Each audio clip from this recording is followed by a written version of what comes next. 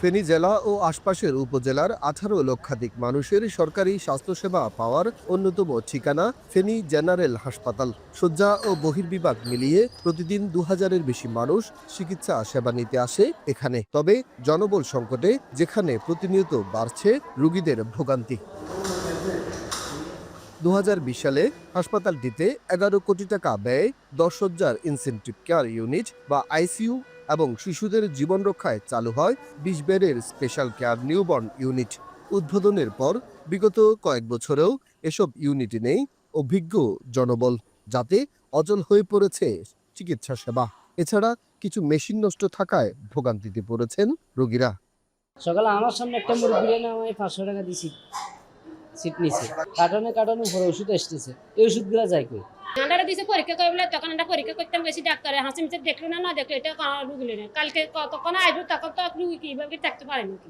কোথায় যাইতে হয়তো ঢাকা না চট্টগ্রাম, এখানে কোনো আপনার কোনো চিকিৎসা নাই, তাইলে তো আমার এখানে এগুলো করার দরকার ছিল না। এখন করে আনার পরে এখন এগুলো সাইবার আগে ওরা আমার রিলিজ দিয়ে দিছে। একটা বাচ্চা যখন অনেক খারাপ হয় তাকে আমরা ম্যানেজ করতে অন্তত পক্ষে 2 জন লাগে, তাকে ব্যাক মাস্ক ভেন্টিলেশন যখন দেওয়া লাগে তখন দেখা যাচ্ছে কি 2 জন অবশ্যই দরকার হয়, যেখানে আমাদের একার পক্ষে কাজ করা খুবই অসম্ভব। এখানেই শেষ নয়, হাসপাতালের 4র্থ শ্রেণীর পরিচ্ছন্নতা কর্মীদের বেতন ভাতা বন্ধ 17 মাসের বেশি, যার প্রভাব পড়েছে হাসপাতালের পরিচ্ছন্নতায়। নোংরা পরিবেশে থাকতে হচ্ছে রোগীদের, আর লিফট অকেজো হওয়ায় 6 তলা ভবনের সিঁড়ি বেয়ে ওঠানামা করতে হয় রোগীদের। ভরসা নাই, কি আসবে না দেবে না কবে আসবে সেই ব্যাপারে কোনো জানে, খালি বলতেছে আসবে। কষ্ট করে উঠতেছে, মানুষের অতিরিক্ত দুর্ভোগী আছে, লিফট একদম বন্ধ।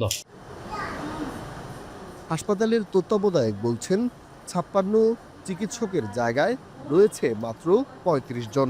তবে জনবল সংকট ও অবকাঠামো উন্নয়নের বিষয়ে ঊর্ধ্বতন কর্তৃপক্ষের কাছে বরাদ্দ চেয়ে আবেদন করা হয়েছে বলেও জানান তিনি।